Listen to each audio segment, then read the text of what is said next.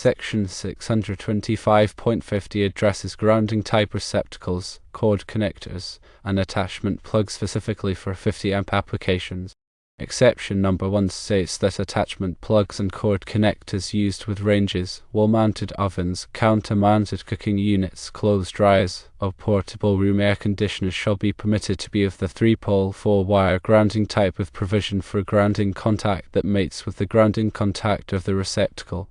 This exception specifically mentions appliances such as ranges, ovens, cooking units, dryers, and air conditioners, which are typically allowed to use a 3-pole, 4-wire grounding type configuration. When dealing with an older welder that has a 3-prong 50-amp cord, it's important to consider the NEC guidelines to ensure a safe and compliant installation. While Section 250.140 exception, which you mention, deals with ranges and dryers and might seem related, Section 625.50 is more directly applicable to welders, especially if the welder's requirements align with its provisions. However, it does not permit using a 3-prong receptacle. The code emphasizes the importance of proper grounding for electrical safety, and it's designed to minimize the risk of electrical shock or equipment damage. Modern electrical codes generally favor 4-wire systems for new installations to provide a dedicated grounding path. This is because a separate grounding conductor ensures that fault current can safely return to the source, tripping the circuit breaker and energizing the circuit in the event of a ground fault. If the welder is an older model with a 3-prong cord, you have a few options to consider. Firstly, you can replace the existing 3-prong cord with a 4-prong cord and install a corresponding 4-prong receptacle. This is generally the preferred method, as it brings the welder into compliance with modern electrical codes and provides a dedicated grounding path. Secondly, you can install a ground fault circuit interrupter, or GFCI, protected circuit for the welder. A GFCI device can detect ground faults and quickly interrupt the circuit, reducing the risk of electrical shock. This option may be suitable if it's not feasible to replace the cord and receptacle, but it's important to ensure that the GFCI device is properly rated for the welder's current requirements. Thirdly, you must verify that the existing wiring and electrical panel are adequate to handle the additional load of the welder. This includes checking the wire gauge, breaker size, and overall capacity of the electrical system. It may be necessary to upgrade the wiring or electrical panel to ensure safe operation. When installing the receptacle, you must follow all applicable electrical codes and safety standards. This includes using the correct wiring methods, ensuring proper grounding, and labeling the receptacle appropriately.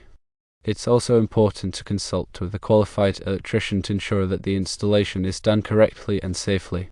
Keep in mind that local electrical codes may vary, so it's essential to check with the local authorities to ensure compliance with all applicable regulations.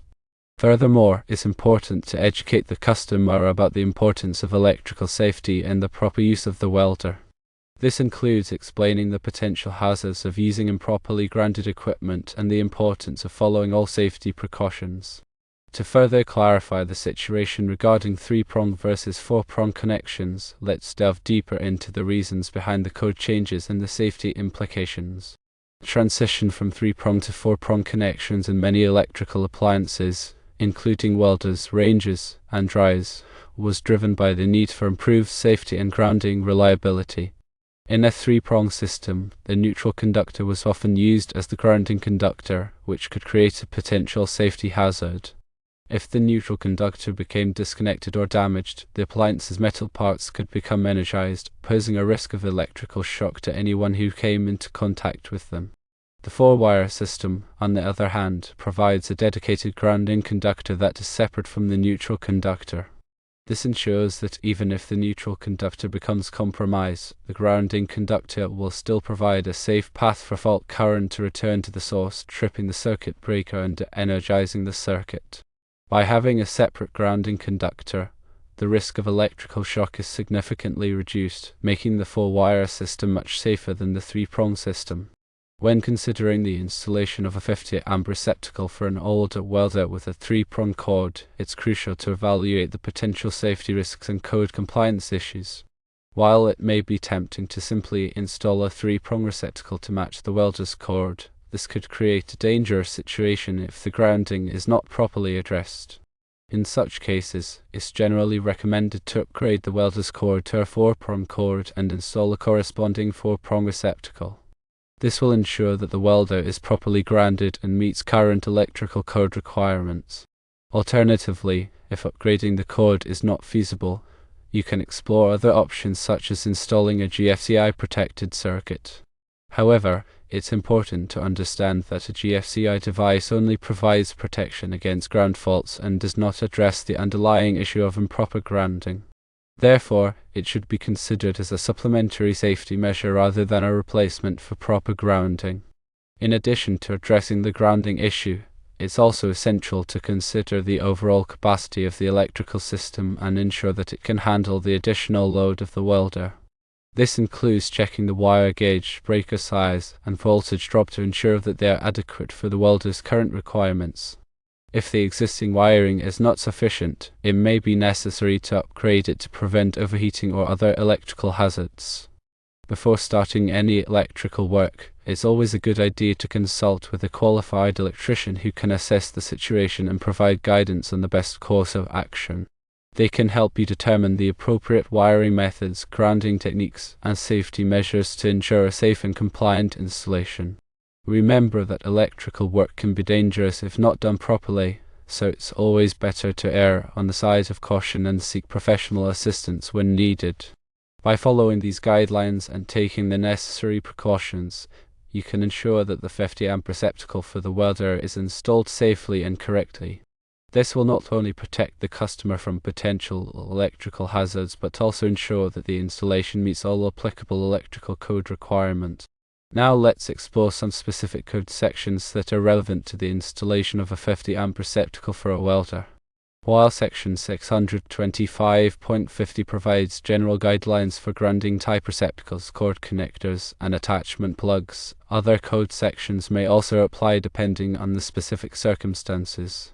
For example, Section 210.21b3 addresses the permissible loads for receptacles and cord connectors. It states that a receptacle shall not supply a load that exceeds the maximum ampere rating of the receptacle. This means that if you're installing a 50-amp receptacle, the welder's current draw should not exceed 50 amps. If the welder requires more than 50 amps, you'll need to install a receptacle with a higher ampere rating. Additionally, Section 250.130 outlines the methods for grounding equipment. It specifies the requirements for grounding cord-connected equipment and provides guidance on how to properly ground receptacles and other electrical equipment. When installing a 50-amp receptacle for a welder, it's important to follow the grounding methods outlined in Section 250.130 to ensure a safe and reliable grounding connection.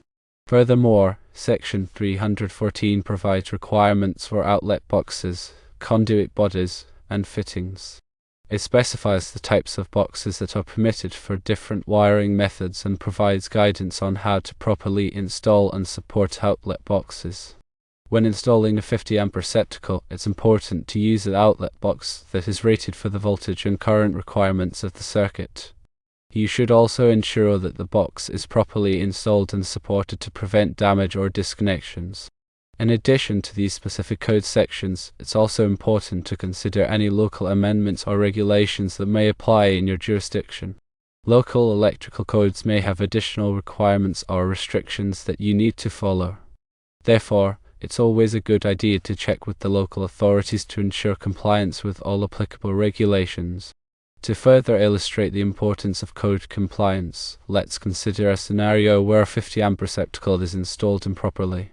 Suppose a homeowner decides to install a 50-amp receptacle for their welder without obtaining the necessary permits or following proper wiring methods. They use undersized wiring, fail to properly ground the receptacle, and don't install a circuit breaker with the correct ampere rating. As a result, the welder draws too much current, causing the wiring to overheat and potentially start a fire. Additionally, the lack of proper grounding creates a risk of electrical shock if someone comes into contact with the welder's metal parts. In this scenario, the homeowner has not only violated electrical code requirements but has also created a dangerous situation that could result in serious injury or property damage. By following proper wiring methods, ensuring proper grounding, and obtaining the necessary permits, the homeowner could have avoided these potential hazards and ensured a safe and compliant installation. Therefore, it's crucial to take electrical code compliance seriously and to always consult with a qualified electrician before starting any electrical work.